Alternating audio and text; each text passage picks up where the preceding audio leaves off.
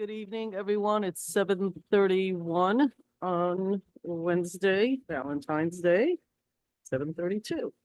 And we are going to go into a work session. We're going to do the pledge and then we'll begin.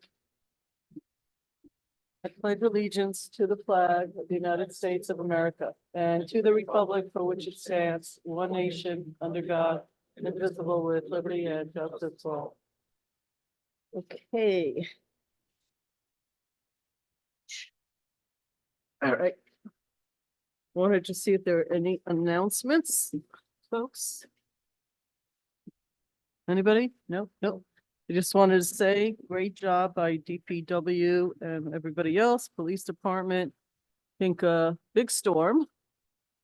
And more than I thought it would be, although the weather report did say that. I think from driving around that most folks did what was needed, which is move cars appropriately. There were a few streets with folks that didn't do that, causing more of a challenge than it needed to be. But DPW, the police, fire, everybody did a really fantastic job for such a big storm. So I want to thank everybody. And also want to thank everybody here today. Valentine's Day is sort of a funny day. It's not a religious holiday or even a national. But I just was reminded as I ran out of my own house that all the folks sitting here, you know, and their families who sort of give up time with family and gives us the opportunity to meet every Wednesday, including on a day like this when so many people are out having dinner or eating lovely chocolates or whatever it is that people do on this day. So I think all of our families, I think a lot of gratitude towards them and giving us the time to be here. I know this is where we want to be, but not other people do contribute to that. So grateful for that.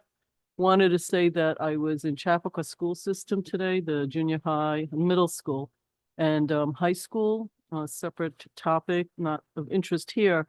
But what was great is when they heard that I live in Ossining, some of the kids that I was presenting something to were so excited by the work being done at Bethany and by our village historian, which I didn't get a chance to actually text her, with the Rosenwald room and with some of the Black History Month projects that are going on, both at our schools. And apparently there's a joint program starting next month in March that the teacher just announced it. One of the high school teachers told the kids sitting there that they're going to be doing a program actually. Well, because one of their teachers actually used to teach in Ossining until recently. So I love the whole communities coming together, dual education kind of thing. So just wanted to share that because I think that's sort of cool. And I guess we get ready to get started. Anybody? Good evening. The village manager goes first. Okay, I just wasn't sure if anybody had any answer, but I'm also checking. Okay, good evening, everyone. Happy Valentine's Day. First on our agenda is Valerie Monastra, our planning consultant from Nelson Pope Voorhees.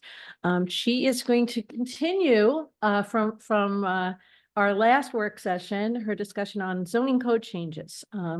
And these are including recommendations from the planning board. So I'd like to hand it over to Valerie. All right, great. Thank you. So and it's been a little bit of time because of the holidays and stuff. But the village board sent a recommendation, or actually a request for recommendation to the planning board for the various zoning code changes that are proposed. And the planning board reviewed all the proposed changes. They are in agreement with the proposed changes and they do recommend them. There is one recommendation they'd like the board to consider. So in the zoning, proposed zoning changes, we are proposing to eliminate livable floor area and we're proposing to eliminate habitable floor area, and I'll define it in a second. And habitable floor area basically right now requires, in order to have a minimum, to have an apartment within certain zoning districts, the apartment needs to be technically 450 square feet, but it's defined by excluding spaces like bathrooms, closets, or hallways. And so what we are proposing, and there's a little bit of a confusion right now in the current zoning because there's some districts that calculate based on livable floor area, which does not exclude bathrooms, closets, and hallways. And then there's other zoning districts that that are habitable floor area, which does exclude bathrooms, closets, and hallways into the overall minimum apartment size calculation. So there is a little bit of confusion there. And then also your building inspector has noticed that over time that people are choosing to try to circumvent and try to meet the habitable floor area. They're reducing the size of bathrooms and closets. And so what they really want, what he recommended was to switch everything over to livable floor area. The planning board, they agree with that concept. The one thing that they wanted to note that because if you do switch over to livable floor area, then in effect, the current floor area requirements that you have of 450 for efficiency or studio, 600 square feet for 1 bedroom, 750 square feet for 2 bedrooms, and then 250 additional square feet for each additional bedroom would technically result in in smaller apartment sizes because now you are including areas such as bathrooms, closets, or hallways. So their recommendation is to increase the minimum square footage for apartments and to try to accommodate some of that additional square footage space that's now going to be accounted for. And so I was recommending, and I did speak to the planning board chair, and he read through the memo before sending it over to this board. He agreed with the suggestion that adding an additional 150 square feet to each bedroom type and 100 square feet to the minimum floor area for each additional bedroom. That would come out to 600 square feet for efficiency or studio, 750 square feet for 1 bedroom, 900 square feet for a 2-bedroom unit, and then 350 additional square feet for each additional bedroom.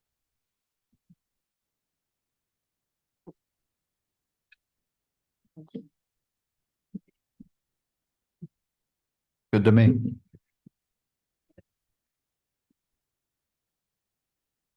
I would like to hear from the rest of the board first. I have some questions and some concerns, but I would like to hear from the rest of the Okay. board No, before we that. just meet. Everybody else has spoken. So you had me and then I got lost. Okay. We can You go through. mentioned something very interesting about what people are doing to closets, and I'm Yes. assuming kitchens also, because that's what they've done in the city, in Queens, and they've made these kitchens into sizes of, you know, a closet, and then that causes other issues, fires, smoke, you know, there's no division, tiny little, yeah, it doesn't matter. It's just that that's what happens. So tell me again about what happens when you go your way. What do you expect people will then do to closets? And my concern is in some of the buildings, I've seen people store things instead of in closets, but outside their apartments. All of a sudden, there's a hanging rolling rod, you know, with coats right outside, and you know, the stroller for the children, and people can't go through in the hallways, a real issue for the firefighters. So tell me what you think, but how this would relieve that issue that you just raised. Right. So I think, so originally, I believe the habitable floor area was identified to try to encourage larger apartments. Because if you have 450 square feet for a studio, but you cannot include bathrooms, closets, or hallways into that calculation, it forces, if you do have a hallway or a closet or bathroom, you're in essence, you're creating a slightly larger apartment. With calculating for livable floor area, those square footages would be now included into the overall apartment calculations. So what your building inspector was noticing was that if somebody wanted to still, if a developer wanted to not have as large of a unit because it's going to cost more for construction purposes, but they still needed to meet the 450 square feet, they wouldn't have the closets or hallways, and they would just make those into like larger bedrooms. And that way, because that way they were getting the 450 square feet without adding those extra spaces that were not counted towards the minimum square footage. So I believe the intent is if we end up moving it through having it all livable floor area, now somebody, you know, somebody's developing a studio, they can put the closets in, they can put the hallways in or the bathrooms in at adequate sizes. And those would count towards the overall minimum square footage for the apartment. So hopefully it would alleviate somebody trying to find like a more or less a loophole and actually provide the appropriate size closets and bathrooms.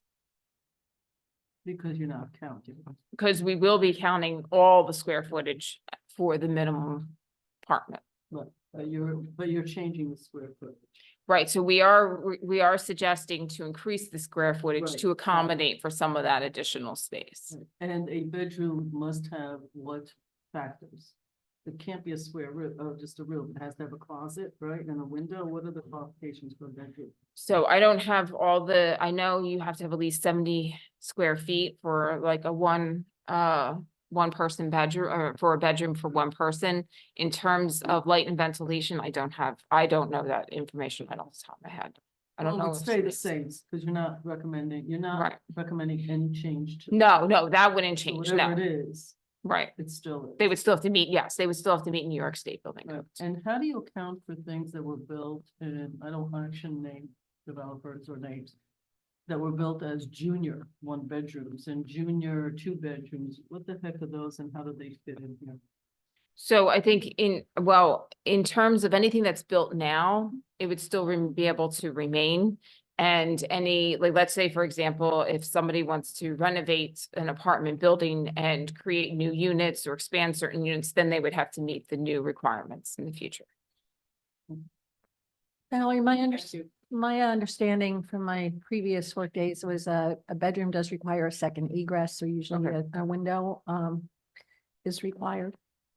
That's what I thought, which is why some of these folks have built a second room that doesn't have the remaining wall, or it's a minimized wall, and called it not a bedroom, or, Right, yeah, or whatever the heck, and then people just put doors up, because Right. it was clearly built with a bedroom, but didn't have the closet. All right, well, there's always ways to get around everything in life, but I'm just trying to understand the language. So, good, all right, for me, this seems. Hey, I do have one question. So the apartments end up being of the same size as maybe they would have ordinarily been? It's just a matter of now you're including square footage from kitchen and baths and closets and bathrooms. that's And correct. hallways. Right, we're suggesting to increase the overall square footage to accommodate for that space that was not, calculated prior.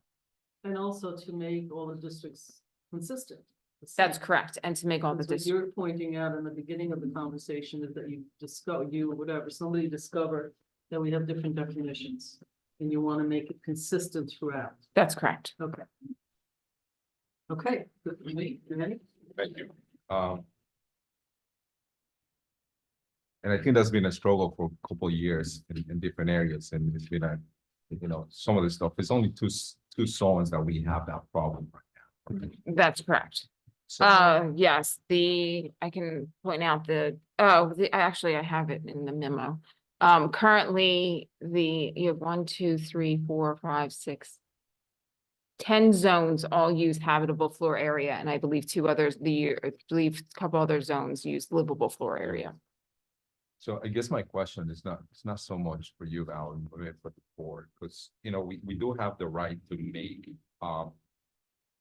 strict regulations in regards to the code. And we have done it in the past. Some of the stuff, and I'm just looking at what Ellsworth does and everything in Ellsworth, it has a very clear charge, which is taken out from the building code itself, and it gives you a calculation of how many occupancies that are allowed to be in this specific apartment. One thing that I do like is the portion that you guys have recommended, 100 square feet minimum for additional bedrooms, which is more than the regular standard for one person. And down one, at least. So maybe we should look into, because minimum standard for New York State for a kitchen is more or less 50 square feet, which is very small. So it goes by square footage, how many occupancies do you have? Maybe you should, because it all depends. I mean, you can meet 600 square feet. We're making a big living room area, small bedroom, or, you can have all these different configurations, but if you Right. establish some sort of standard, like this is the minimum standard for the living room. This is the minimum standard for the kitchen. This is the minimum standard for the bedroom, which we don't have. Right. Because right now, someone can come in and say, well, I'm gonna have a big walk-in closet, and that's gonna count now for the square footage. Mhm. So I think Understood. we wanna make sure that what we want is actually what is gonna be implemented here, because as a developer, they can do that as well. It's not gonna be counted. Now you don't have a difference between those two. My suggestion will be, we can stay with the 600 square feet, but I would like to see if we can establish some sort of minimum requirements, not just for the bedrooms, but also for the kitchens and other areas, which will eliminate creating a den that will potentially may become another bedroom. So if we have a little bit more of strict regulations in that, maybe we can solve some of that stuff, because in New York State, as far as I know, I haven't seen it, and I could be wrong, but there's no definition for junior apartment. No, there's not a definition. So No, when but you we've had advertise, developers advertise, Of course, I say know, that's a that's what- junior one bedroom, which I don't which is understand a what that is. studio apartment. Yeah. So the other one, and I brought this up last time, I would like to see some of the stuff included for parking as well, because if we are addressing the square footage and the size of the minimum apartment, one thing that we are neglecting to talk about is how many parking spaces are gonna be required for this. Because we're gonna be changing to all the zones. Very much the MF1s, the MF2s, the VCs, CN1, CN2, SP, all this other stuff, which we know we have a deficiency in parking and what the parking regulations are. So I'm okay with the concept of changing this. I'm just concerned again, what are we doing for parking? Because if we are addressing this now, we should be addressing parking at the same time. So when we change this, parking is included. Because if we change parking later on, it's just gonna be too difficult to kind of rationalize what are we doing and how we doing this. So so you already have parking standards for 1 bedrooms, 2 Which, bedrooms. what is the requirement? So they vary per zoning district. So I'm gonna pick one. The SPN, what is, do you happen to know what the minimum requirements for parking is now? I can tell you in 1 second. Yep. Sorry, the Wi-Fi is a little slow.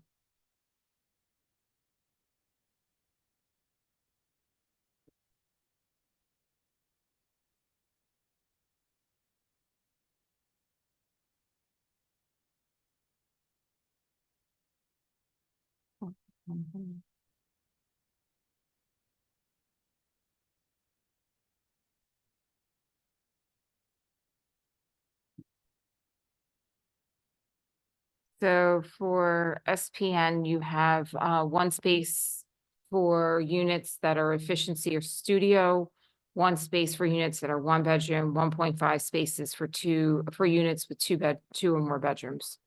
So pretty much the highest it goes is 1.5.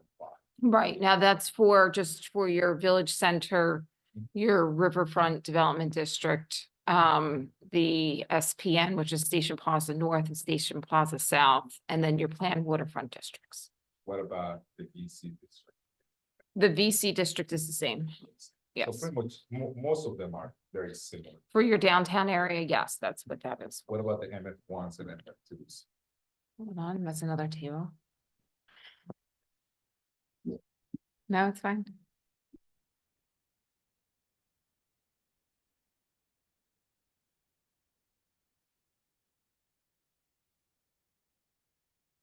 MF1s and MF2s are 1.25 spaces for efficiency or studio, 1.5 spaces for units with 1 bedrooms, and 2 spaces for units with 2 bedrooms. So it's always be a discrepancy between some of the zones, sure. Yeah, and that a lot of it has to do with the location. So the MF1, MF2s are a little bit further away from like your downtown areas. But if I have a 1-family home that I'm, building, or I have a 2-family home, those are pretty much standards. It doesn't matter, pretty much it doesn't matter where the location is, sure. That's correct. So it's a T or an S1 is. it's 50 or 75, you know, it doesn't matter. Those where- require yeah, two spaces just what- per dwelling unit. So it doesn't matter if I'm down, you know, Spring Street or I'm up in Nero Courts. If That's I'm a correct. single family, I'm still gonna require 2 parking spaces per dwelling. That's correct. So what I'm suggesting is we should be looking at parking as well, because that's something that we've been struggling for years. And we've been talking about that when we looked at the comp plan, the update, where we said, oh, we should be looking to this, but now it's almost 2 years later and we haven't done anything. In regards to that, we are looking into modifying and changing this, which is fantastic. I don't have a problem with that, but I think we should look into parking as well. So, oh, I'm sorry. go ahead. Oh, good. No, I was gonna say, one suggestion if the board wants to look at parking. One suggestion is we could move forward with some of these zoning, because the parking itself would be. Specifically in the, like the zoning, specifically in the, what we're calling tables C1 through C4. So they are not integral to the zoning amendments that we're proposing right now. So you could theoretically move forward with the zoning amendments that have been contemplated at this point, and then we can come back with some suggestions for the. agree. The problem that I have is, if, let's say, the board agrees with all the changes, we move forward, pass registration, goes in front, passes. It takes about 3 months, more or less, I'm gonna say. But then we are 3 months behind a lease until we get to the parking portion. So now that's 6 months to 9 months later. So now we establish these guidelines, but now a developer comes, you know, whatever kind of development comes in. Now we are changing in the middle of this whole thing, and the sequence of events is not there. So for me, as a coordination, if we're gonna make this, we should do this at once. So when we make the changes, everything's developed, everything's on one pace. So if I could say it a little differently, this was discussed on the comprehensive plan, and for me, the biggest problem with it was the parking, and I was pretty clear about that. So why can't your recommendations be amended to include that last type of parking to be consistent across the board? And all the zones 2, 1.5, and it sounded like 1, because the truth is that the way people are living, we're planning this for the future, and this is for future building. This is not retrofitting. For the most part, there might be a building that goes down. Right. For the most part, I would say it's going forward. I'm not reading or seeing anything that says that people will not continue working remotely, at least part-time, which means that is a problem, because they leave their car. They're no longer, Right. used to be, you know, a couple of working people. They drive their car wherever they're going, whether it's a train station or wherever they're working. And those cars aren't there, but now the cars are sitting there because people still need their cars, but they're left. So working at home it may be reducing, but doesn't seem to be going away. In our community, I'm not seeing a difference. The whole concept of this downtown, that's like, for me, what I call like the theory of municipal management, not the reality of it. You know, my big belief in local government is we know where we live, in every community, the local electeds know that. So our downtown extends to like 80% of our community, until you get to the town, actually. You know, there really isn't a difference between, like, you know, around where the library is in those neighborhoods, and, you know, downtown, the way the municipality looks at it. So I don't know why we couldn't just amend it now to be consistent. I don't know. We studied, we know. I think of the way people will live, if it is true what I'm reading, I don't know if it's true that really within the next few years, not even in 10 years, but the next few years, you're gonna have more multi-generational. A grandparent taking care of his child's care has become, I mean, I thought it was bad 10 years ago, but it is, I mean, tenfold as bad today as it was. That I do think that making it consistent across the entire municipality, for me, makes sense. I don't know if people, Manny sounds like he agrees with that, because he already just brought it up, but I don't know, let me start to my left. Do you have an issue with that? Again, this is going forward into new, and not even what's in the pipeline already, because whatever legislation we pass doesn't affect people who are already, if I'm not mistaken, on the pipeline, correct? Not entirely correct, Mayor. Okay. correct me. It depends on where they are in the Ah, pipeline. thank you for that. Yes. Yes, it depends. That's right. That's the caveat. Do you have a problem with this being consistent across?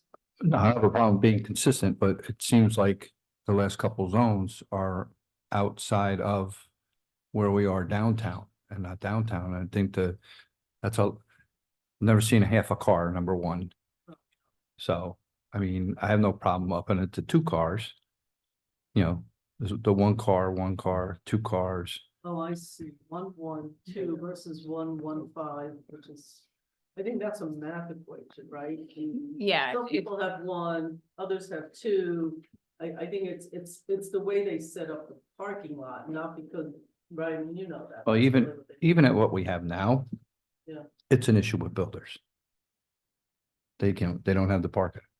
So I agree, we should change it and do it now and stay consistent, but right now it's an issue. So we're just, 1.5, I think should be 2. So you Yeah. think it should be 112? Yep. That's like the. Not a half a car. And what happens to all the handicap and EP and all that stuff? Well, that would all stay the same, right? You would still have to have so many ADA That accessible, stays- right, right. We don't have EVs though. No, that's, That's- you're gonna see that Sorry. very soon in the future. That's another work session that's coming in. Because of the 50% of your residents in apartments, and even if they want to get an electric vehicle, they really can't. The concept that if we're trying to get people more to EV and 50% live in apartments, and it's impossible for the way we have these apartments done, that we didn't include spaces for EV, which in more progressive areas, mostly I think it's cities. And in new construction, right, they are putting in EVs as part of the deal now. Do they charge, they don't charge, that's a whole different discussion. The point is, if you don't have the apartment building, people will never be able to buy electric, even as electric now is declining in prices and more affordable, et cetera. Again, we're sitting here planning for the future. We're not planning for the past. We use the past as our knowledge base, but we have to plan for the future. And frankly, developers need to learn to also adjust to the way people live. It's not like they can't keep building the way they are because it's become a problem for municipalities. But anyway, that's my share. So folks, does everybody like what Bob is suggesting, 112, or they want to do 1152, or what's the deal? The math. I mean, okay, I think we're I think we're saying 1 space for an efficiency or studio, 1 space for a 1 bedroom, and 2 spaces for units with 2 or more bedrooms. Oh. is it gonna slow down the zoning amendments to add now this parking layer? So I can, Well, I wonder if I turn- could just yeah, point go ahead. 2 things out. One, while the issue of parking has been discussed a lot, the numbers have never been discussed. We've never really done an evaluation as to whether 2 is correct, 1.5 is correct. At one point, there were former members of this board who thought that in the area near the railroad, those numbers should in fact be 0.5 because you simply didn't need the cars there. I only say this because I think before the board goes, well, we should do it across the board, 112, you got to look at those numbers because again, Mayor, if you're planning for the future, what the board would decide today is something that's going to be going on for a certain number of years. I don't know what the correct numbers are, and I don't know where that falls in. I do know it's something that's been discussed, but I don't think we've ever actually determined, should this be the correct number of this? It may be that uniformity is not in fact what's warranted. It may be that uniformity is warranted, but I don't think we've answered those questions to the satisfaction of being able to say that in our zoning text amendment, we want to change the tables at this point. I think it's something that should be looked at. I do think it's important, as Trustee Kazadas pointed out, to have that there, but I just don't want the board to necessarily go into something without knowing what the data is in terms of, do we actually need these numbers in these particular zones? Again, I just don't even know. Right. So let me correct you on something. It has been discussed. during the comprehensive plan, this board, same people, actually, didn't like. And we were told that we can always change it, and he's right, it's been 2 years. And it's been discussed every time a developer steps in here, we sit here and go, you are overcrowding our community with lack of parking being built for these units. I don't think there is a number. The right number is like 5 spaces for every unit that's being built. I mean, we have apartments and we have people who complain over and over again that buildings are being built, and within, as soon as they're finished, there is not enough parking, even in what's positioned as luxury buildings. They started charging for those spaces that apparently, according to our own building department, they really shouldn't be charging, but yes, they do charge. So those people only put in one car and take the second car and put it where other people need to park. I'm not sure that there is a right number to this. I think this will be a conversation that goes on, because if there were, we'd all be throughout the county already knowing what those numbers are. I think a lot of the area is built for the convenience of the developer, and some communities built for the convenience of the rest of their community. I think this can go on and on and on. The folks on this board have heard conversations about this. I think the numbers are low, no matter, like 112 is low. And I know why you're doing it, because when you're finding a balance between what a developer will come in and invest and what the residents can live with. I think when you start building 3 bedrooms, there is no way that those 2 spaces are enough for a 3-bedroom. I mean, we see it over and over again. And the thing about being elected officials and living in the community is we've done a lot of data points here. You're not going to come up with the right number, and we have discussed it. Every time a developer comes in here, we sit here going, and then there is the affordable, then you add the density to it. How do you do the parking? And we've all sat here and heard all of this. I don't think that there is research, and if there is, we're going to spend another year doing research on this. And what we learned from the parking studies, frankly, is that the real overcrowding of cars, not humans, that's a different issue, is actually the linear footage in some of the residential areas outside of the downtown, not actually in the downtown. So we go back and forth with this. I feel like there's enough experience on the board and on staff to say, I think 112 is a little on the low side, but I totally get the logic of it. And I do think that except for some outliers, we're pretty densely populated. There's some outlier, neighborhoods. And by the way, in those neighborhoods, you can't park on the streets anyway, overnight to begin with. So 112, 352 will make a heck of a difference, whatever we try. So either for the years of experience you have in Ossing, you could give us the right number, because this has been looked at, or we're gonna do it. Right, I was like, well. So we're at a point, and we did discuss this, at the Right. comprehensive plan, it was discussed. There was a lot of disagreement. Parking was not looked at. This idea that you're near a train and people walk. Yeah, if there wasn't a 45-degree angle mountain that you had to walk half a mile, it probably would make sense for the whole transit concept, but that's not, it turns out, how people are. And I thought that if people worked at home more, they wouldn't need as many cars. It turns out, based on what we're hearing, that when people work remotely, they actually need their car.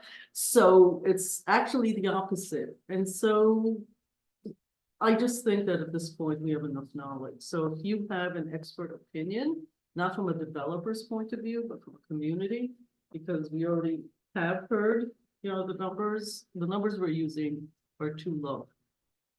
That's just the way it is. And by the way, most studios are not housed by one person in this community.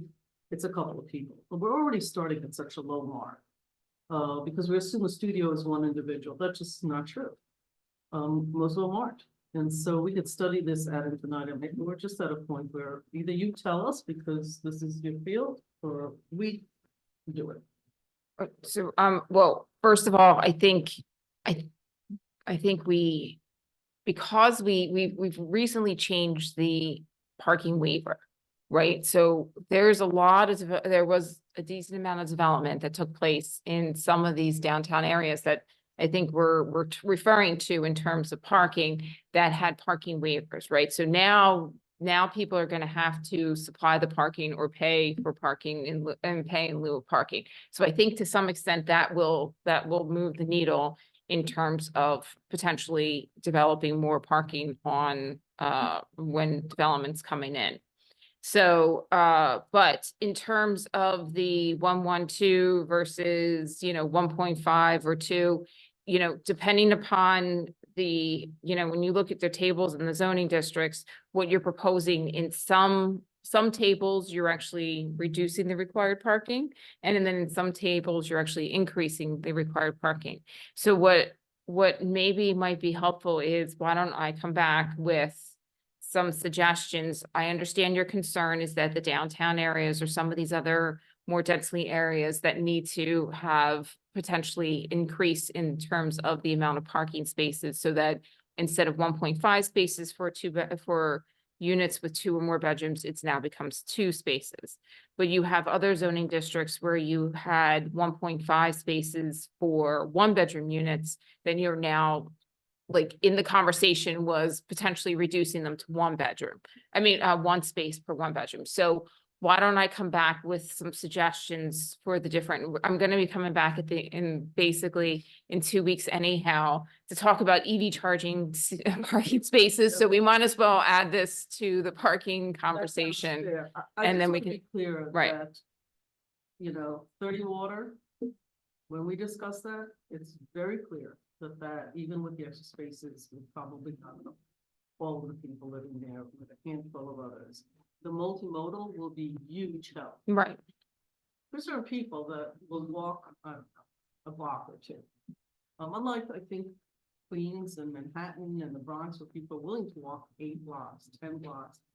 It's simply not something people do here, and I think the topography also makes it difficult for people, little kids, grandparents, just the people that live in this community. It's difficult. It's too hilly, right. So I think that has to be taken in. I'd like the numbers up a bit. I think you get that idea. Yes, And just remember, this concept of downtown, with us, if you took like a red pen, our downtown is pretty wide. pretty Right. Extensive. And what people would consider downtown in a suburban river town, I'm not talking about cities. God Right. bless them, New Rochelle, White Plains just got money. I hope they build lots, and I hope they start building some actual affordable housing to create more housing in the county. But for us, for what we're looking to build, no, we need a little absolutely. bit to figure that one out. So appreciate it. And when are you coming back? In like 2 weeks. 2 weeks? Yeah. Quick. Yeah. Well, not next week. Oh, I forgot to say that next week we actually don't have it. Right. So we're gonna deal with this in 2 weeks. Yeah. Valerie, quick question. In regards to parking, and I haven't looked into that one, but there's no requirement, or is there a requirement for visitors as well? There isn't one, That's in the sure. co-ops. No, and in some, so in like the PRD district, there is something for 0.4 space for each unit as additional sorry, what is that? unassigned, What is it? 0.4 spaces for each unit as does that additional on. mean? Well, but ultimately, what ends up happening is if you have 10 units, you multiply by, 0.4, and that's where you get so many additional Well, it's spaces. concept that somebody Right. always is throwing some kid's birthday party and Right. there's no place for anybody to park. Right. But So there Not are everybody throws some the party on the same unassigned, day. right, for the PRDs, but not necessarily for your MF1s or MF2s.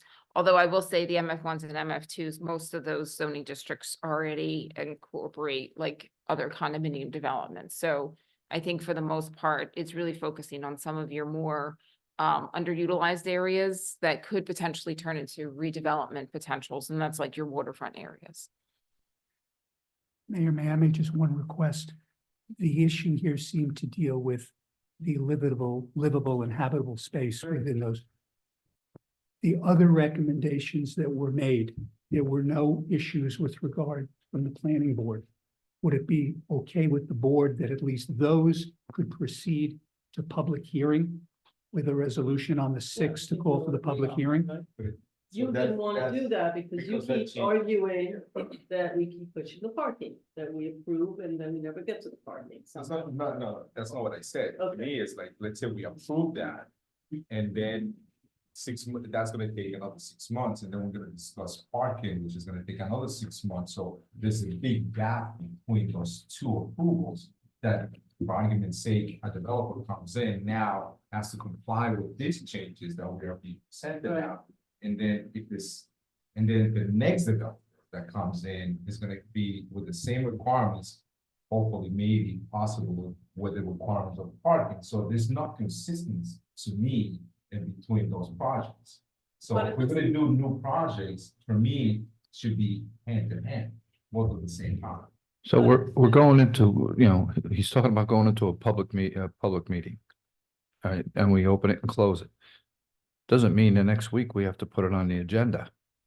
That same week or 2 weeks from now, we're gonna talk about parking. So it could end up that they could both end up working hand in hand for that. Well, I mean, if we work it that way, we have to work it that way. Take 6 months. No, we do the Just pub- those are priorities. We could still have the public meeting, open it and close it. But not have any resolution until we decide what we're doing with parking. The point is you want to put it on the fast track because it's been out there and hasn't been done. Right, so To you're me. talking about maybe a month Yeah, to, but a what month to is- 6 weeks. So what is the difference? We just wait a couple of weeks so we can go. We could, but we'll put them both on a resolution. You'll have 2 resolutions. We'll just do the public meeting, get it done. And it'll sit here. And then we're gonna talk about parking. We do that same thing. And then at one shot, we do the both of them. Yeah, I think the difference is they're already prepared. They did all the work.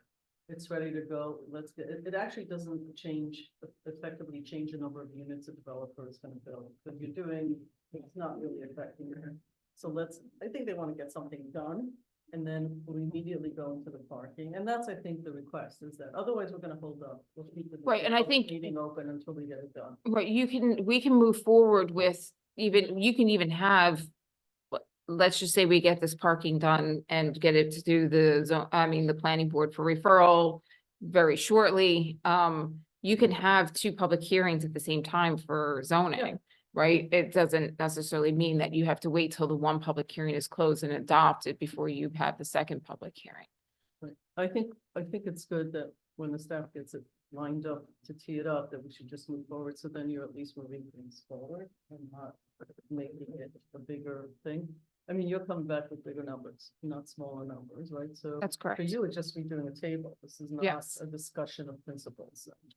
The 90. Right. But you still have to go to the planning board as a referral. Right, so once if on the 27th, everyone is comfortable, you could potentially, on the same night that you would be holding the public hearing, could refer the parking to the planning board at that point. And so theoretically, you could be very close to. I'll turn to Stuart on timing wise. You could ultimately have the parking approved by the middle of April. Okay. Okay. All right. See you in 2 weeks. Thank you.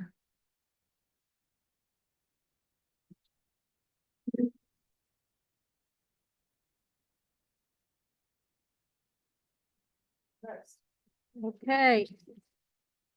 So next on our agenda is our Director of Public Works and Village Town Engineer, Paul Fraioli, who is going to be talking about the community development block grant improvements on Spring Street sidewalks, Phase 1.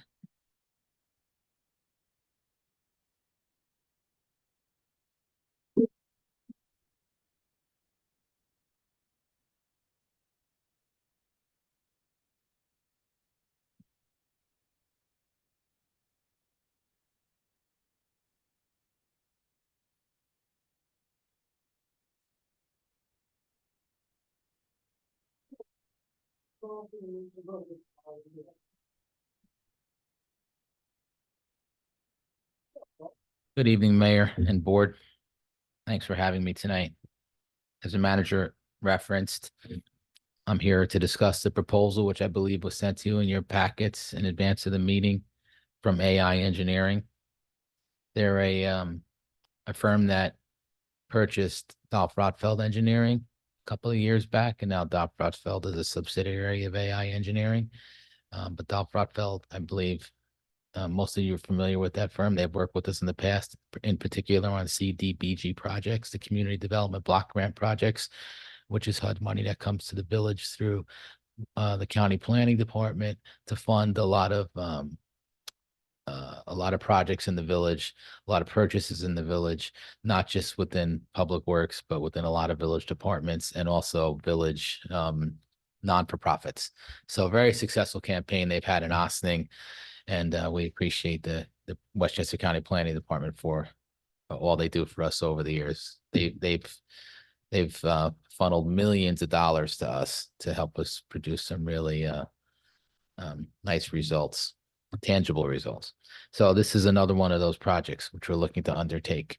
I'll make it so you have a point of reference. It's probably most analogous to what we've completed most recently on James Street.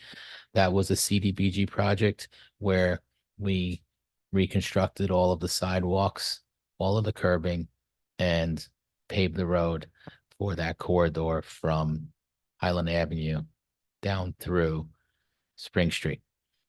In the course of doing that, we greatly improved the walkability in that area and included ADA accessibility, where in some cases didn't exist at all. In some cases had antiquated ADA accessibility infrastructure in the field. If you're down that way, check it out. James Street now, Broad Street are two areas that are perpendicular to Spring Street, which was something we always wanted to undertake after we finished those two sections. We're really looking to spread out from what we've accomplished downtown over the years with regard to walkability and accessibility. Spring Street is, as you know, a major corridor for us, lots of foot traffic, and definitely worthy of a project of that nature. And similar to James Street, when we're finished with the Spring Street project, using the county money, we hope to use the CHIPS money the following year to mill and pave that road, just as we did with James Street. So that might have digressed a little bit from what the agenda item is, but essentially the agenda item is an engineering proposal to assist the county planning department in the engineering facets of the document that they produce for us as part of the CDBG process. There's some civil site work that needs to be included above and beyond just the regular landscape architecture, which usually comes out of the planning board. And there's also some pretty intensive construction management that's required as part of these projects, because the federal funded projects require a lot of labor interviews and documentation for Davis baking wages, et cetera, that we like to bring folks on board to help us do that, because it's pretty busy down there administratively, as well as with bricks and mortar work. So the total proposal you see in front of you has two components. It has the engineering and design and bid document phase of 18,000, and then the estimated construction phase, which is basically testing and site supervision of 42,000 for a $60,000 total. Very much in line, roughly between 10 and 15% of what we anticipate to be the overall construction costs. If you heard the manager reference when she introduced me, she called it phase one. This will be Spring Street from Broad Street down through and including Lafayette, where the deli is in the corner. That's where we have some drainage issues as well.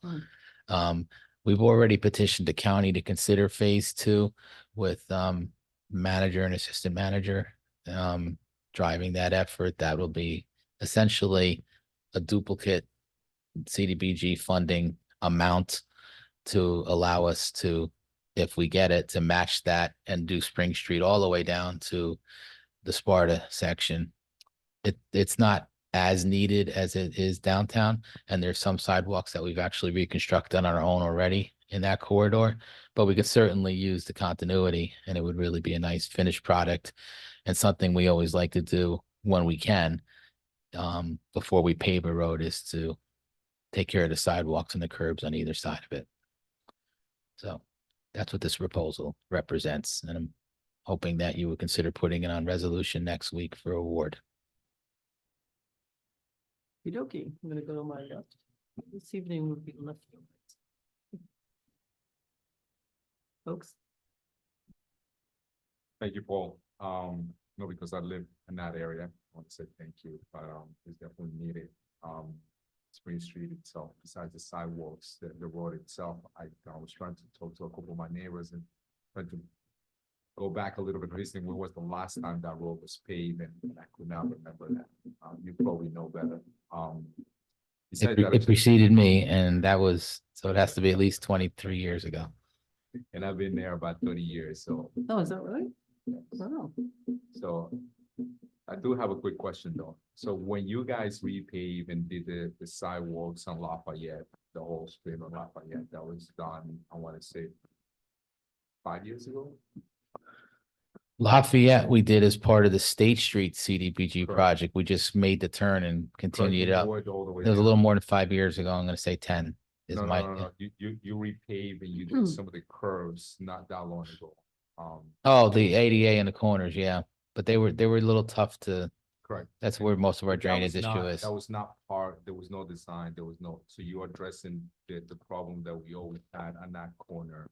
Yeah. Which is the drainage. Absolutely. There's a grading problem there, so we're actually gonna have to add catch basins and drain systems. Okay. Yeah, I like that, James, I have walked, I like some of the stuff that you did, very creative, not you, but obviously part of the design, to address ADA and different height levels that you had in there. So I'm sure you want to have that same problem on Spring Street. Yeah, and we're having the same planner who helped us scope that, Kyle, help me with this. Kyle Sitzman, thank you very much.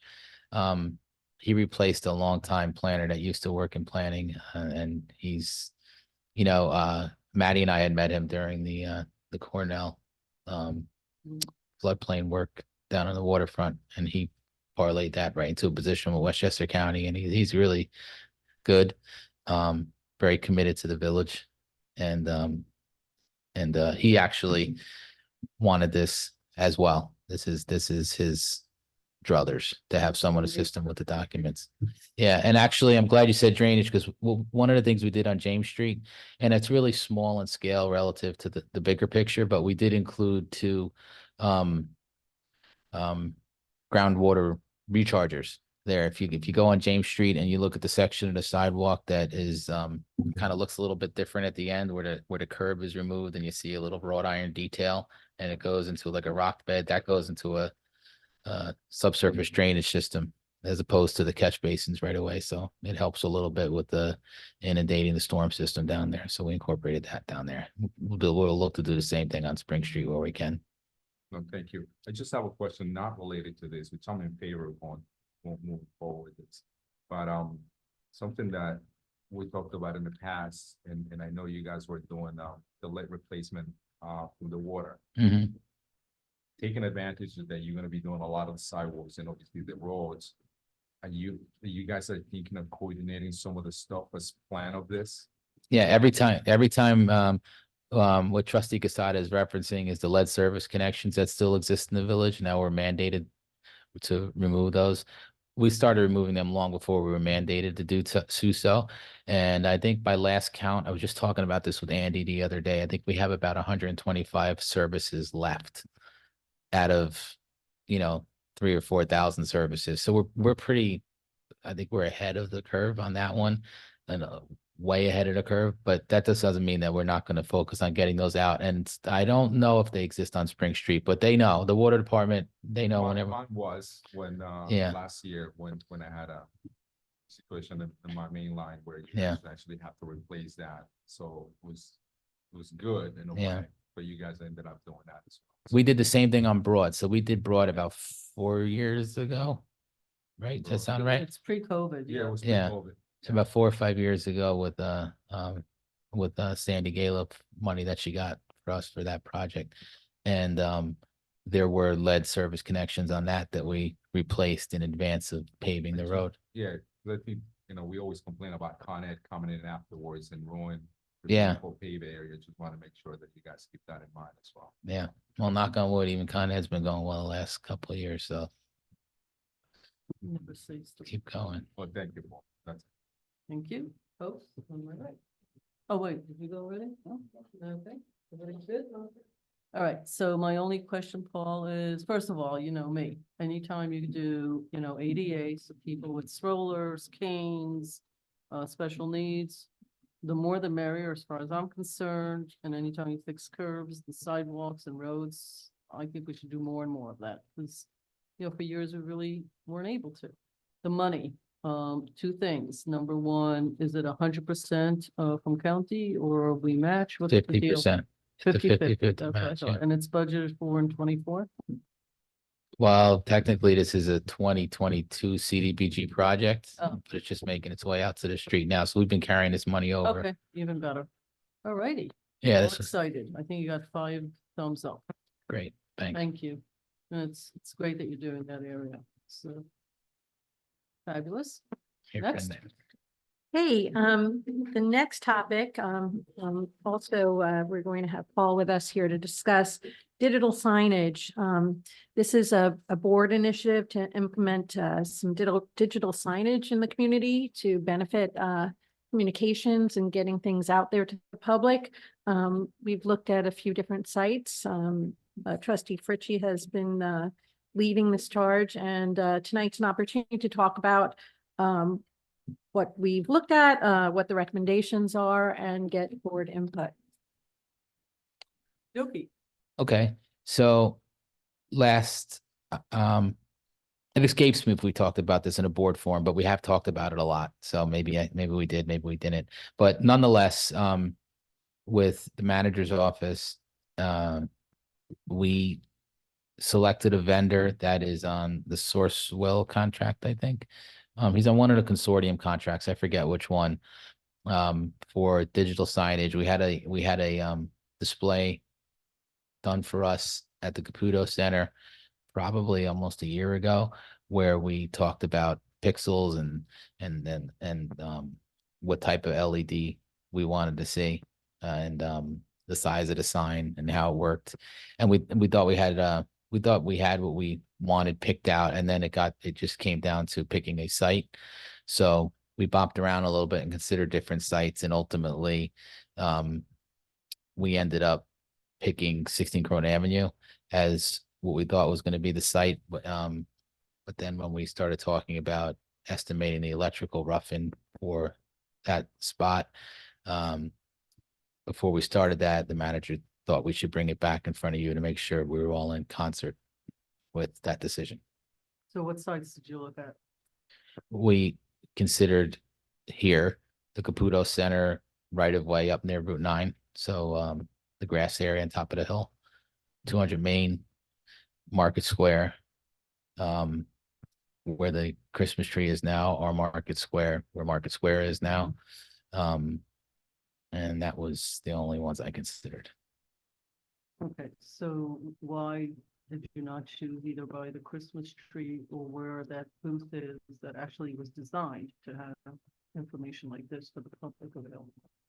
Before the market, downtown market sort of So I think used it.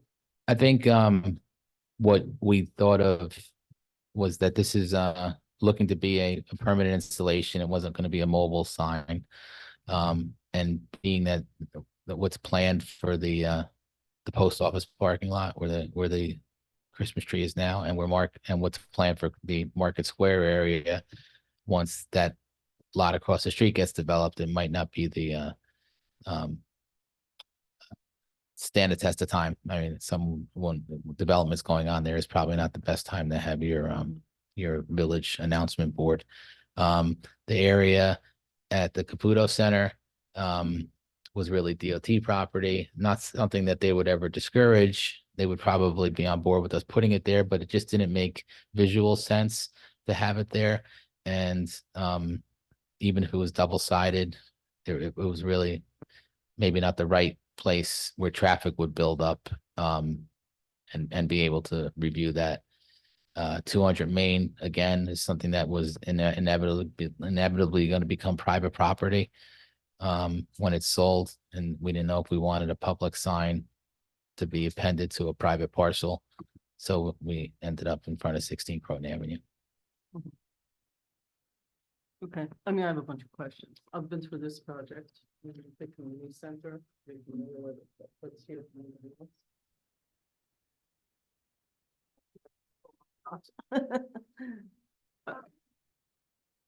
Yeah, I mean, it makes sense to have it here. But will enough people be able to see it here is my question. Like it's super tight when you go by. And everybody's trying to just like not rear end the person ahead of them when they, sorry. But I mean, it makes the most sense logistically, but I don't know if you're gonna have a bigger audience there, you know what I mean? Like if it's the most visible place to have it. Well, I would, if I just, I agree with the visibility, and as a point of reference, I live in Yorktown and they have one there. And it's permanent and it's very ornate. It's got landscaping and masonry details around it. And it's right at the like the 118-202 Commerce Street interchange, if you know where that is, kind of near the Triangle Shopping area. It's got gas stations on either side of it. I mean, aesthetically around it, it's not so pretty, but the sign area itself is nice. And if you get stopped at one of those lights, which is pretty often because it's very congested, you can see it. It's full of advertisements for it's a lot of local advertising going on, a lot of announcements. It's in a good spot. So to that end, the post office parking lot at that corner could be a really logical place for that. It's the development that's going to happen there that makes you think, is that really where you want to put it? Yeah, and I don't, really consistent with downtown historic area, That frankly. too. That too. Because the outer casing is whatever you want. That's. You Well, can no, put on whatever you want. Well, the what it looks like, but just the fact that it's like an LED sign and, you Right. know, I mean, I'm personally not a huge fan of them. I just don't think they're, you know, but that's just my taste, but, I don't think that's a great spot at all for a variety of reasons there where the tree is. So you know, it's hard. I mean, I thought Highland and Broadway there at the corner, right? Is that what you were talking about? Might be a decent spot. A lot of people stop there for the lights. A lot of people drive by there. Yeah, the road diet was going to actually compress that area and you'd have cars parked in front of it for a good part of the visual sight distance, which is another project we're undertaking, going to be ripping up that area, you know, so.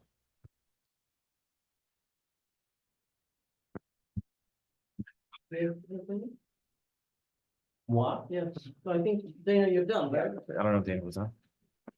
Like it. Thanks, Paul.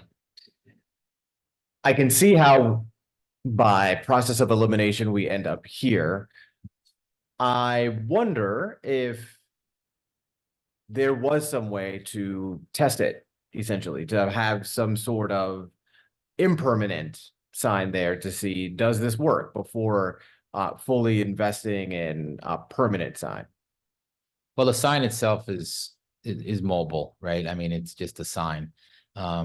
The power to the sign, I think we determined was not a heavy draw. It's probably like 40 amp sun panel at the most.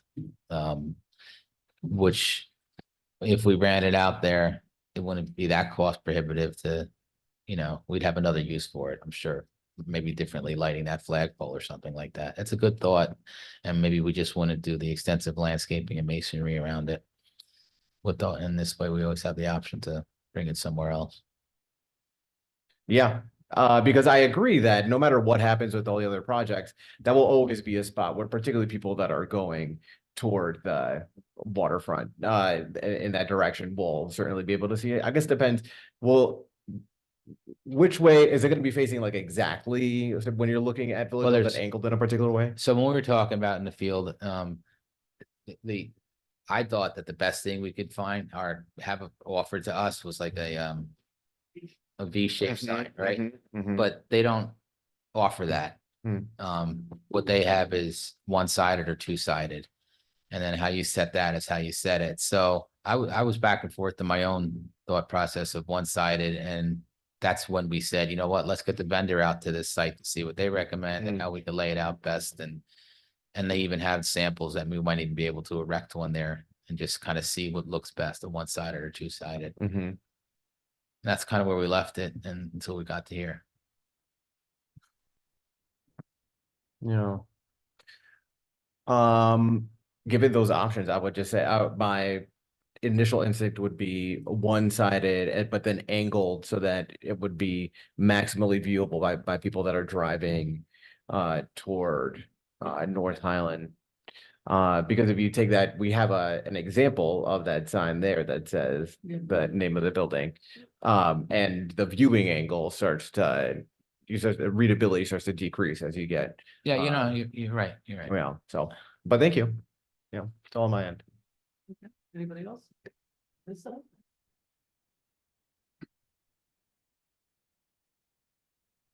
Well, I've been through the motions here, so, and we did look at all these other places.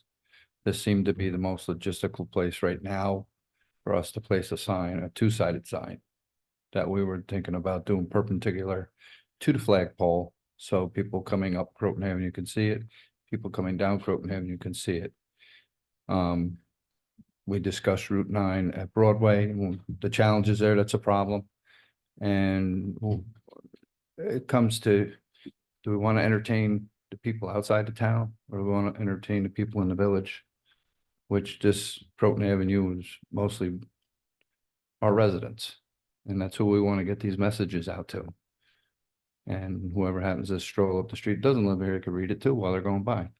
But, you know, it just seems to be the most logical place to place the sign. So. Also, when we were out there, there are other things we can do out front to help with the line of sight for the sign. I mean, we can move some of those signs around that are there now. We could probably move that mailbox. We could trim that evergreen up, maybe one course of branches to open up the site from the other direction.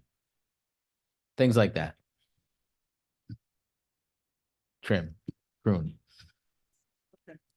So, this would be my second choice. I'm really amazed that the way this picture looks. I've never seen that street empty, like ever. You must have taken this like at midnight somewhere and put lights up.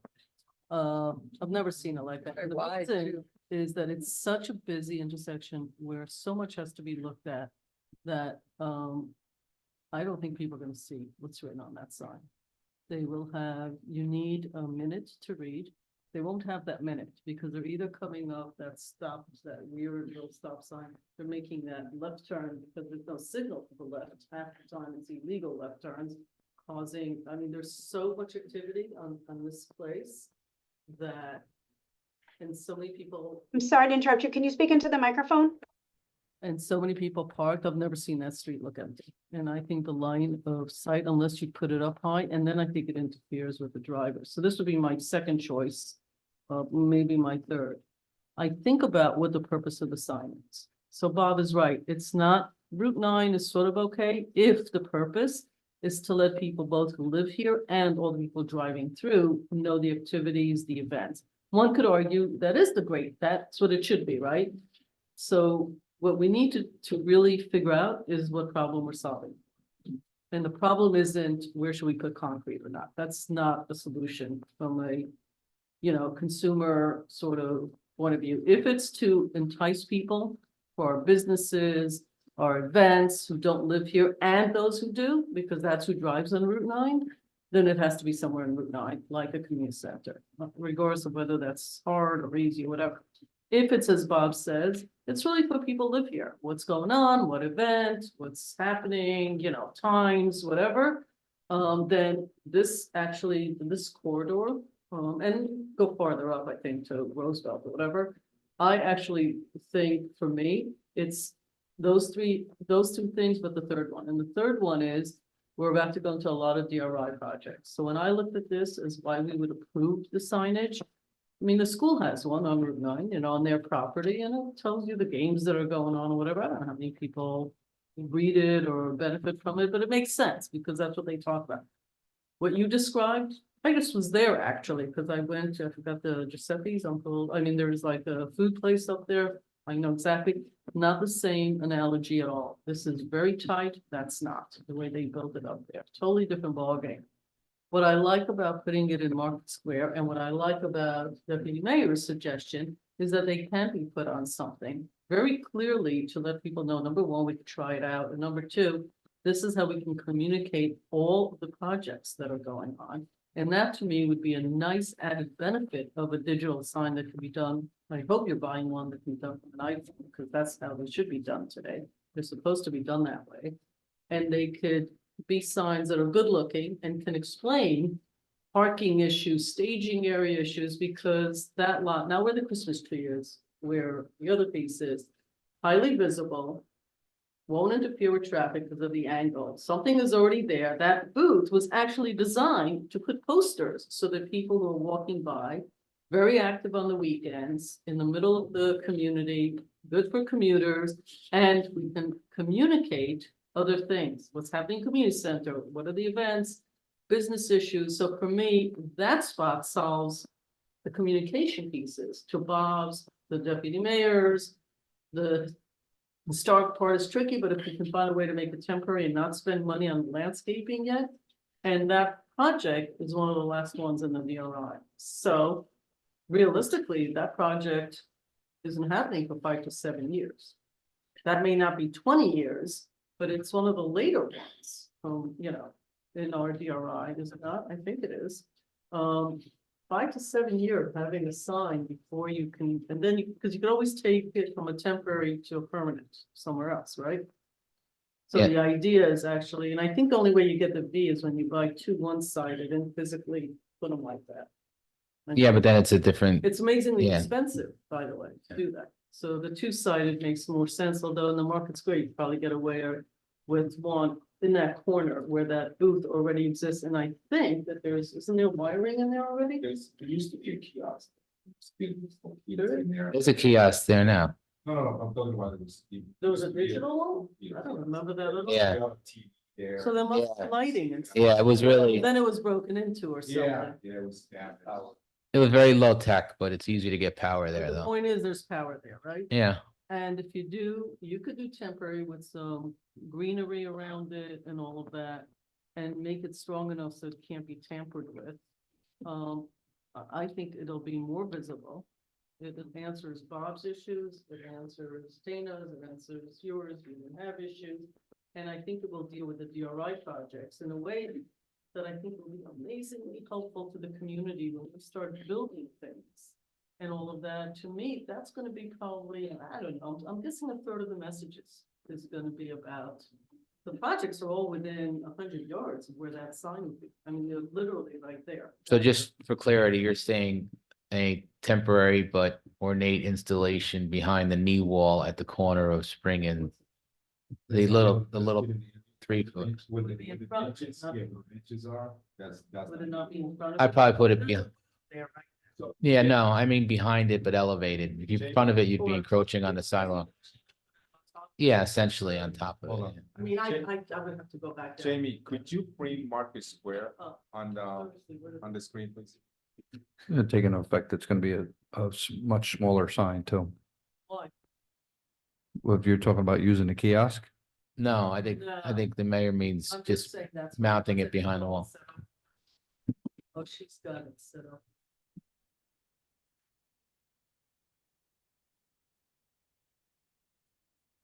Well, Jamie's looking for that, either Matty or Karen, more or less, and for what Rico was talking about, Market Square itself, where is on the sequence of events? So the sequence of events is the, obviously the parking structure needs to be built before anything's done on that site. Then while that's being built, theoretically, the post office site goes through the planning process. So if we do this correctly, then by the time we build the multimodal site, ready to break ground on the mixed use property. And then likely it would make most sense because you're still gonna need some staging area and stuff to do the Market Square last. So whether it's 3 to 5 years, I think 7 might be pushing a little bit. I hope we're a little bit sooner. 5 to 7, but Right, okay. but okay, better to, under promise, over deliver, but it's gonna take some time, obviously, but I would imagine Market Square would be the last. No, and I agree. You said I the agree. seat, so Yeah, yeah. last, So, or second no, of class, or course, whatever. and I think, but so the post office parking lot that we have our P on it, we sort of have, I don't want to say the sign because we don't have a sign, we have a concept Right. of what that is. And part of the concept, they also had a concept for Market Square as well. We did talk in the RFQ proposal, they did talk about investing in Market Square.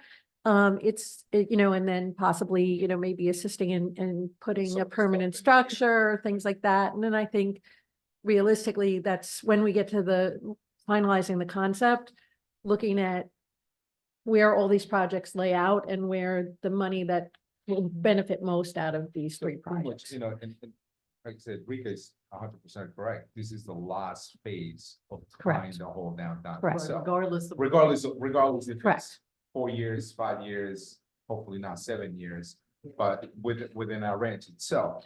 So now, Jamie, and I know this has been a while, but do you happen to have the presentation of the digital board that we are talking about here?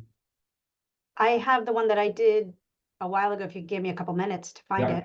Okay, no problem. So we can see what we're talking about. So I think I want to make sure that so we all understand, when we do a temporary or permanent kind of sign that we are thinking of putting there. Because that's the one that was brought up in us for the presentation. And sort of if we are trying to do something on Market Square based on the design concept that was presented to the DRR process, is to me, whatever we put there, based on my recollection, my vague recollection of the signs, it's not gonna be as pleasing as we think could be there. So I want to make sure if we're gonna invest in a sign, even if it's a permanent sign in a temporary location, we want to make sure that sort of the design itself of the sign is not, it's not going to be suitable for this particular location. So if we're going to be talking about that, How is the sign gonna be different for that than it would be in front of? I'm not talking about the sign, I'm talking about the design itself of the Oh. sign. So the Did you sign. have that in the Yeah. presentation? What it would look like landscaping and all that? No. Talking about like the one that was proposed Oh, I- to put down the one in Island and Broad. Broad Avenue, no Broadway. There are different sizes, just, I don't know them off the top of my sizes, head, Yeah, but the sizes, I don't have a problem. I think that for me, it's a little bit more of, even though that's not a historic area, but it does border the historic downtown itself, sure. And sort of this particular design of my vague regulation does not just doesn't go with that area, I don't really, there's not much to the design at all. It's a box. I know it's a box, Yeah. but I'm talking about like, is it something, if we're gonna put something there? Is it something different that we can look into? So to your point, if I had a business on that corner and I wanted to put a sign out in front of my business, I'd have to go in front of the Historical Preservation Committee, right? Yes. Let's just take that into effect.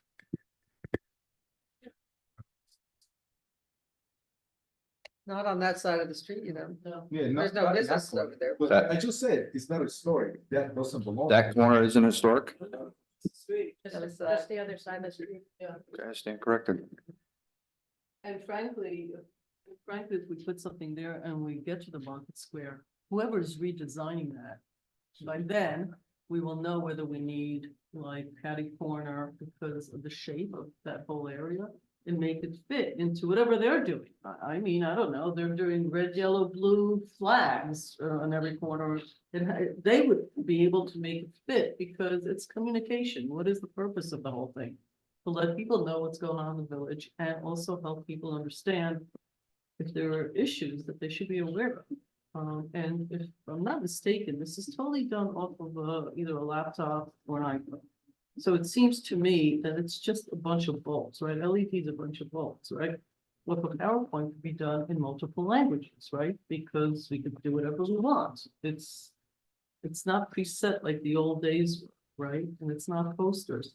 So there's a lot of foot traffic and there are a lot of, I mean, Bob's point that like you gotta, it's for the residents, is different than doing Route 9, which is bring people into the village if they see something going on. Yeah, I'd like to have both, but here at least you're also hitting the commuters in a big way.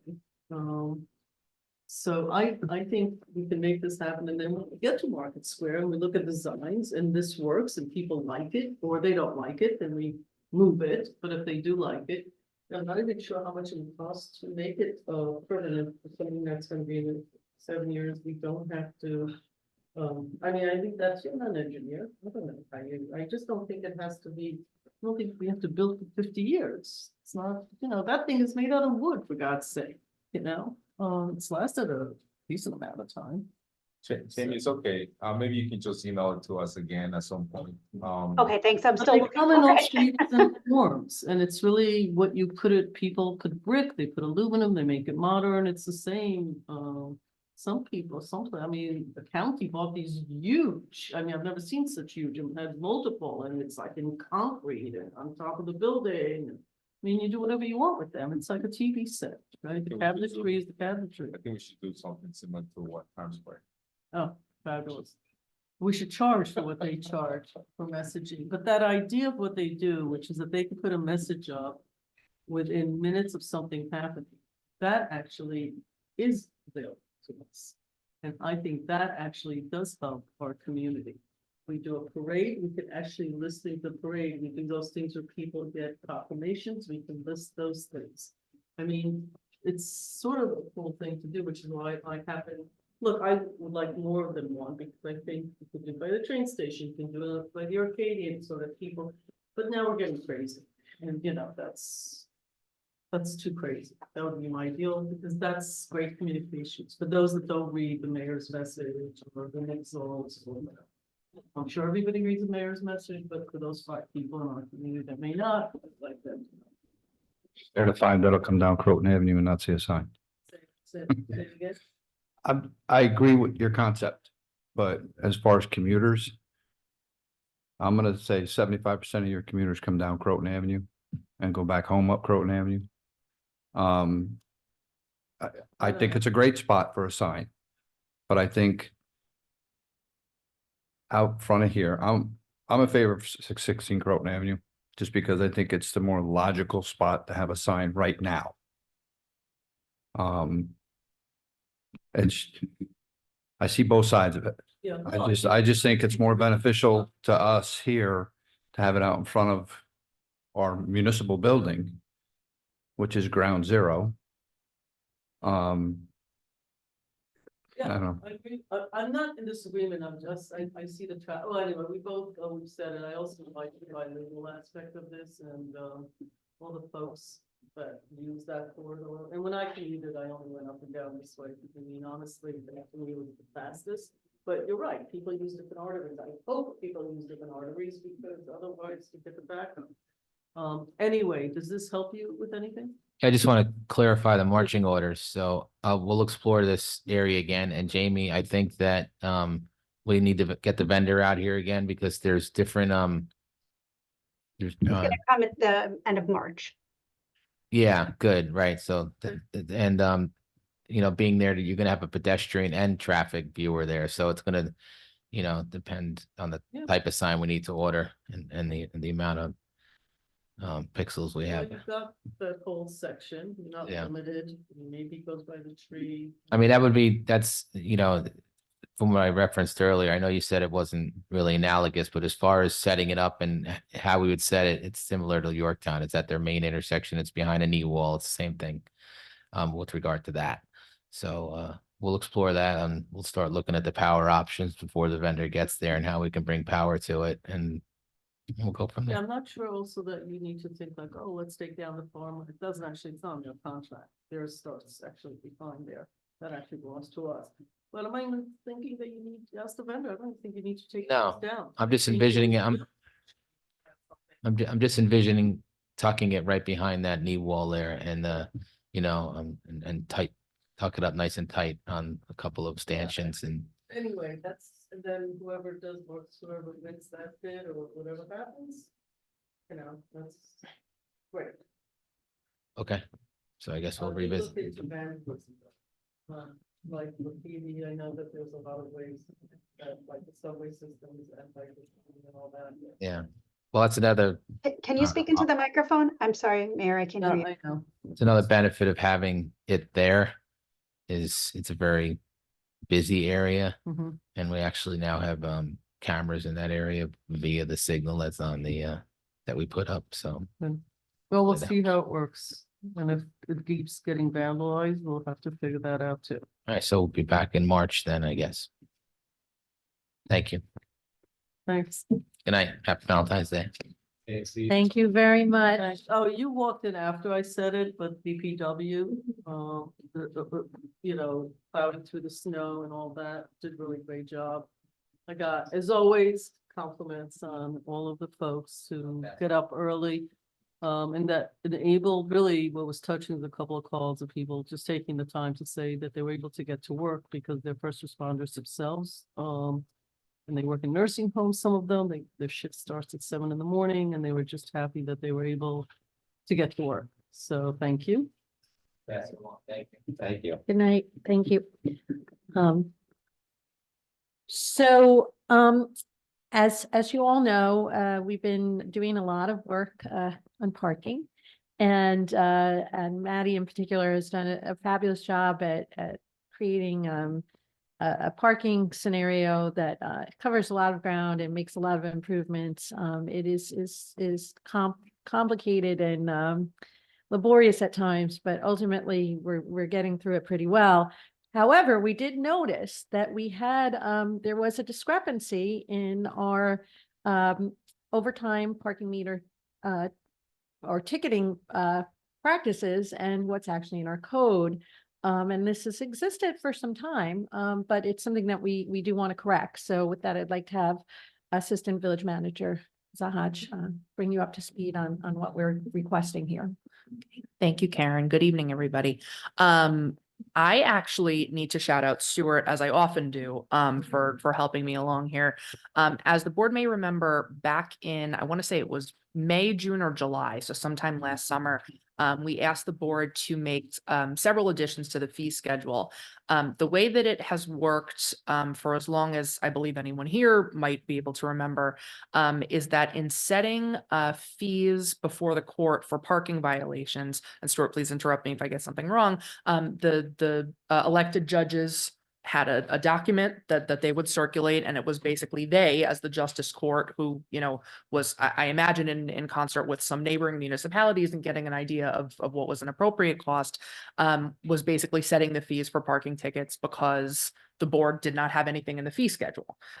So this was something that was brought to our attention. The board heard us out and brought all of these parking violation suggested fines into the fee schedule. It starts off at the 30 days and then doubles, triples, quadruples at 60, 90, and 120 days plus. And that was great. However, in starting to pick apart some of the issues that we're seeing, speaking with our parking enforcement officers who are incredibly proactive and letting us know the instant that they find something that has been challenging, that it's something that we need to address, it came to our attention that for the last probably 20 plus years, there's been a practice in Ossining that if you get an overtime meter parking ticket, which basically means you paid for an hour, you get a ticket at an hour 10, and it was an oopsie, and you want to just take care of the ticket, that if you paid within 7 days, you paid half price. Not documented any place, not in the code, not in a fee schedule. Apparently, some of the police officers we spoke to who have been here for quite some time have said this is for as long as they've been around and they were doing parking enforcement. So we think it's a good practice. We want to, encourage that this continue because certainly you know, a $40 parking ticket is a hefty fine. And in the instance that, you know, you ran a couple minutes late, you didn't, you know, for something happened. Paying $20 is certainly a lot more palatable than paying 40, particularly if it's a one-time thing. So it's not something we want to discourage. It's something we want to encourage. You know, sort of inside baseball, is that, you know, this is something that, you know, the court, you know, is aware of. This has not, you know, been a big secret, but just something that we want to sort of legitimize by actually putting into the fee schedule.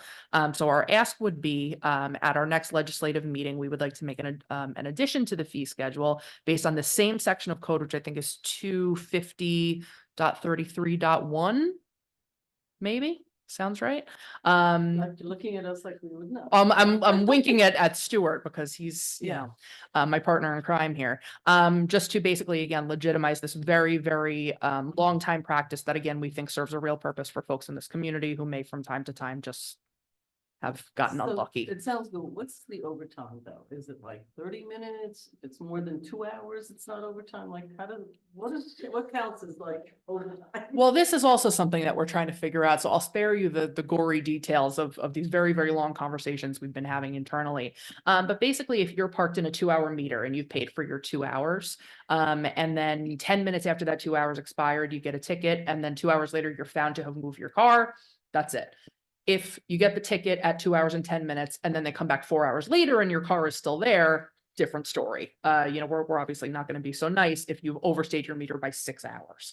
So that's a condition in which we do not wish to give a discount on the parking ticket for obvious reasons. So yeah, if you're in a space where you have up to 2 hours and you've only overstayed it by under 2 hours, we want to continue to extend this So the courtesy. number you're using is doubling the amount of hours. So I don't know if we have any 1 hour. So if it's 1 hour and you're under 1 hour, you're an Correct. additional minutes, but under another hour Mhm. because they came back. If it's 2 hours and you're 3.5 hours, you could pay that ticket for that, whatever. That increment, right? That increment at half. That's how you're designing this. That is how we've been You talk about discussing 10 it. minutes, but It's it doesn't for- sound it's like for- 10 minutes. It's for overtime meter parking. So if you have 2 hours at a meter. And it's suddenly and you're there 2 hours and 30, and one of our parking enforcement officers or police officers realizes on their handheld that they're too long, they'll get an overtime meter ticket. Right, but if you're there at a 2 hour and it's 6 hours later, that's not overtime. That's, Well, that's overtime meter, but could also, if they've come back again, be what's called overtime. We have different tickets. We have overtime meter, overtime municipal. and I knew it was gonna be. But basically, this all came up because the tickets, parking tickets have always said, you pay within 7 days, you pay basically half. But when we looked at it, we realized there was no code provision, no resolution, nothing. There's nothing in the state law, this just was there, as always been the practice. So the idea is to simply codify it so that if it ever comes up, we can say it's in the code. So that basically just meter parking.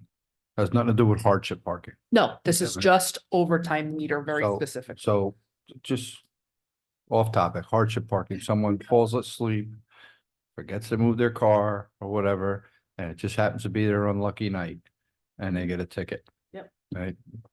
Not done maliciously, but you know, I think it's hand in hand, you know, if say I park on the street and I forget to move my car because I fell asleep or whatever.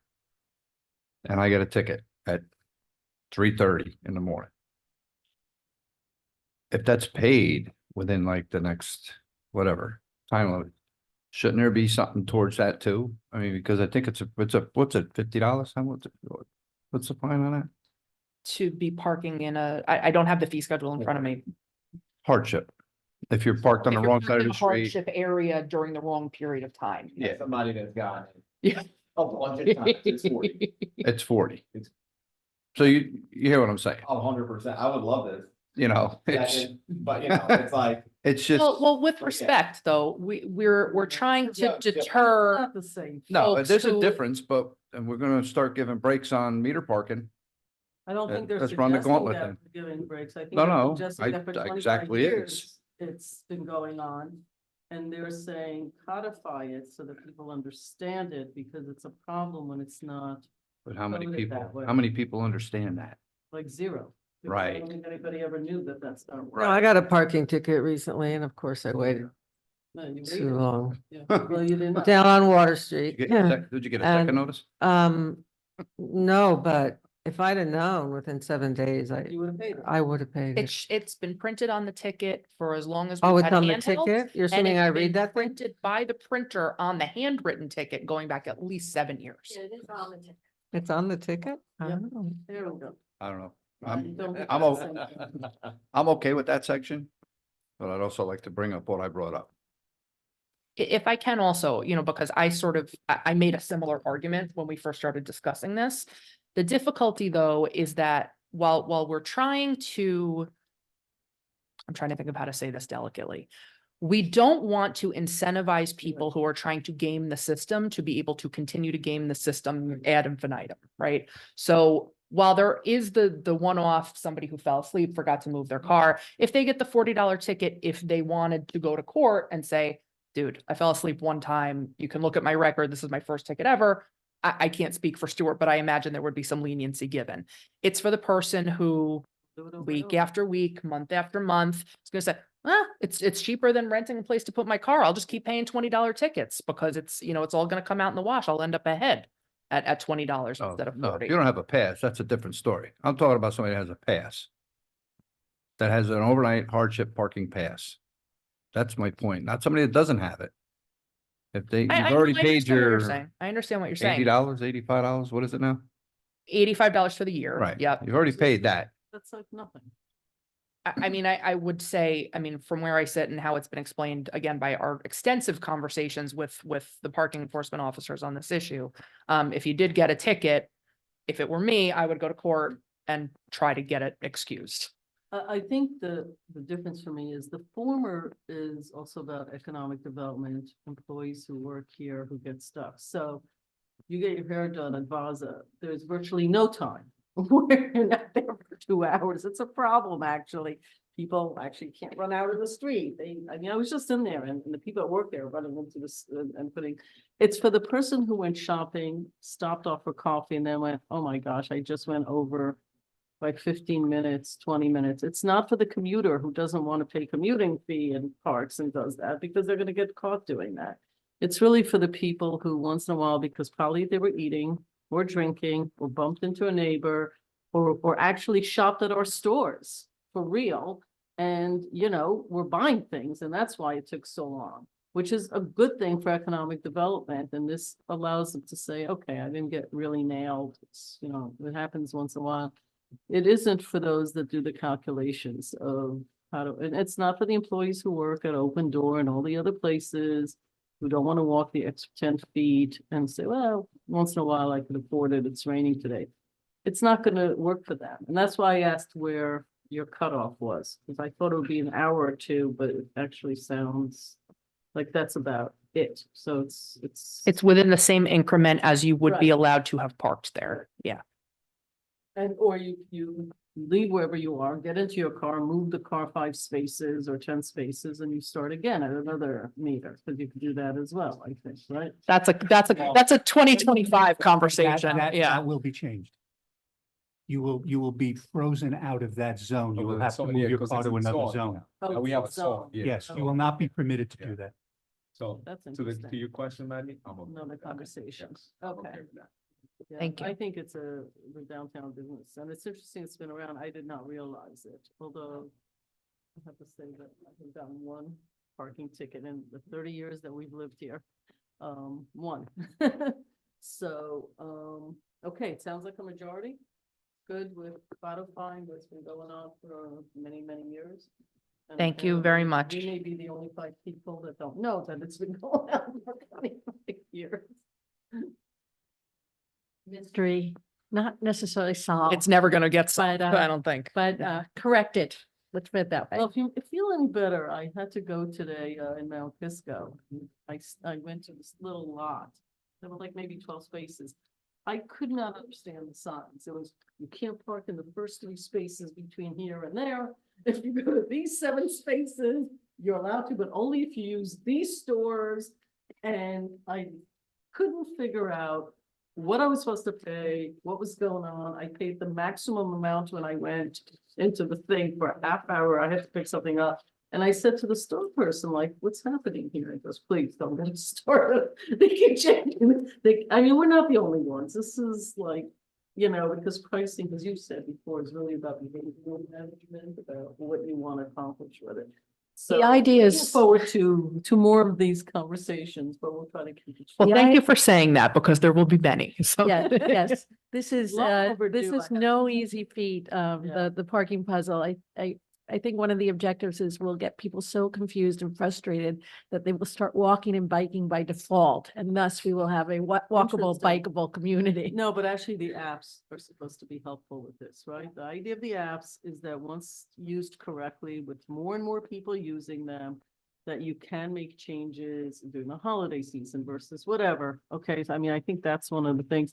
The other thing, since we're talking about parking, the names on the lots, are we any close to getting signs for it's the? all done. Pasqualino from the Really? DPW has been hard at work. Really? I haven't seen. Yep. He finished the last one, I think, last. All right, I gotta look Friday. up. Maybe it's Yeah. because I don't look up. I only looked at. Okay. Thank you. Oh, I've got to take pictures. Next is putting the handicap, we're placing all the handicap parking signs to show our new fee. So that no one is surprised when they run in to go get a coffee, parking in a handicap spot and come back to a very hefty ticket. That's a global issue. It's 280. So I think the next one, Maddie, for you is what we talked about That's 6 where years I'm- ago. Is it the virtual parking map? Yes. Guess who's working on it as we speak? Valerie Manastra.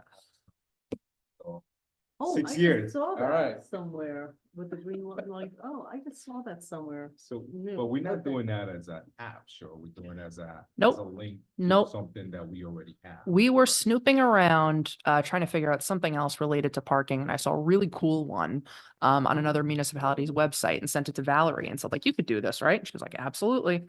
So it's basically going to live on our website. It's going to be created by Nelson Pope Voorhees as part of the agreement that we have with them ongoing, but it's going to be able to be updated by us internally. So whenever we have a change, we can go in. It's going to identify zones in different colors, rules. Here's where parking's allowed overnight. Here's where it's not allowed. The hardship is going to be a fun job to update that Yeah. map. No, 100%, because I think, when I was doing that stuff, it was part of the Google Maps itself, and you can rely. It's very interesting, but anyway, I'm sure at some point, would, it will be helpful as well, because we're talking about downtown and what's gonna happen in downtown, most likely the next 5 years, hopefully less. But I think a map every now should be helpful, not just on a website, but actually a physical, not a physical map, but maybe a PDF in our website, because a lot of people, or sometimes even like going to a website is it's hard to navigate in the browser. But Mhm. if you have a PDF of the parking areas, will be even a Oh, lot easier I to understand. download it. Be like, okay, this is how you get to that. But Yeah, that's No, that we can work just on be that. better. I think just one more thing, if you'll indulge me, something that's Stuart had actually recommended that we were able to do, which I think has been really effective and certainly helpful in navigating these new changes, is changing the way that the tables look in our code so that it's actually by parking lot. You just say like St. Paul's parking lot. You just look to the right of it and it says there are 54 spots and here are the rules. And it's the way that Yeah. Stuart recommended it be laid out is much easier. But to your point, having a static map that somebody could just click on it and print out at their home and take with them, I think is something we can do soon. Okay, you're on for the next few items, so you might as well keep going. Um, Well, a lot of this, again, is Stuart legwork, but my name is attached to two of them somehow. We can bundle them all together. Two of these are RFPs that we had hoped to get done in 2023, but ran out of time. So one of them is our workers' comp third-party administrator. We were hoping to, Stuart secured a 3-month extension on that to get us to March 30th. Now we find that we're going to actually need an additional 3 months because they have to port over all the case data. So if the board is okay with it, we're going to be coming to you at the next legislative meeting with a resolution to solicit responses for workers' comp TPA. That one is already developed. We had one from 3 years ago that we were able to update. Similarly, Land Use Council on our 3-year cycle. This is another one that we're looking to, bless you, sort of go back and just make sure that we're getting, the best possible deal for services, but also, as we learn more about, what our needs are as a community and then sort of the changing needs and evolving needs of various departments, we're able to sort of ask for more and different things in these RFPs that satisfy the needs of today as opposed to the needs of 3 or 4 years ago. So Stuart did an awesome job updating that one as well. The third one is still in a stage of half-baked development, but we just wanted to get it in front of you now and start the conversation. We are still waiting for New York State to come forward with the countersigned agreements for the 3 DRI contracts. We got a couple notices in the last week that said, okay, another 2 months, you can check your progress here. So 7 years. Okay. I'm just saying. That might be just to get the contracts, so. yeah. Okay, well, it moves slowly. All right. Yeah. So the next thing that we're able to work on now, we asked them to date the contracts for an effective date of December 1st, which is what I think we're still working off of. Hopefully that they're going to spin it around in less than 2 months. But the next step that we're actually able to work on at this time is going to be the community center. So sort of putting together a sort of skeletal format for design services RFP for the I guess architecture and design services is what we're going to call it for the community center. So again, certainly something that we will share with the board before it goes out, but just to kind of get everybody's mind in the right place that this is where we're heading in the next couple of weeks. And then certainly again, circulate it, but just trying to get that resolution on the radar for some time in February. And that's it. The RFP for land use council, the RFP for land use council, you don't need legislation for that. That's We need legislation to authorize the issuance of the RFP. oh, that's right. Yep, that's the same for all 3. So we just are going to be coming back with a resolution to put them out. Do we need to do it like a special meeting for these, or you're good with waiting to the? No, 3-6 is fine, Mayor, because with regard to workers' comp and land use, they'd be issued on the 8th. They'll have till the 28th to respond. And the plan would be that the board we'd come before the board at the end of April with probably a resolution to award on the 1st of May. Okay. Yeah, and the design services will likely be Alright. a little further behind because it's going to Okay. be a little bit more. I yeah. don't want to hold things up. All righty, That's it. that's it. And we don't need for any budget issues or payments for next week to call a special meeting. We're good. Waiting. So my Every understanding. time we cancel Wednesday meeting, I then get into this, oh, we need a special meeting. Yeah, no, I think the understanding was, unless I'm incorrect, was that the board wanted to begin the regularly scheduled meeting at 7 PM, just pay bills and then adjourn immediately into Oh, we can do executive that. session. So we're all lined up to do that, if that is still the will of the Right, we board. did talk Yep. about- So We are meeting here. it's Yes, gonna be here. yes, that's a, thank you. So next So- week, which is a legislative meeting, is actually going to be here. Tuesday and Wednesday? Mhm. So when do you want to do the special meeting? On Tuesday or Wednesday? Wednesday. Yeah, Wednesday. just because that's the voucher bill date. Okay. I don't think it matters. Tuesday, since none of us will be here, one of you will have to open the meeting, adjourn to exec. Clerk Donnelly's holding it down. Should I be here for that? It'll be 3 seconds and then she'll be out.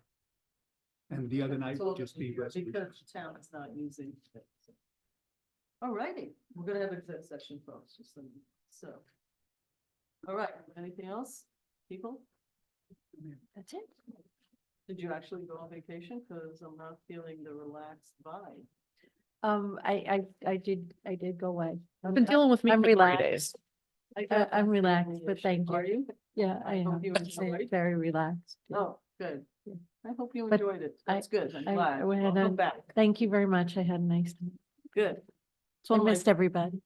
Oh, please. You were gone for like, what, 3.5 minutes or something, 3 days. Okay. Motion to adjourn, So moved. to go into executive session matter of personnel. Second? All in favor? Aye. Ladies and gentlemen, 9:51 and the meeting concludes. This is my virtual gavel that somehow we jumping the gun here. misplaced, but we'll find another one. Have a good evening.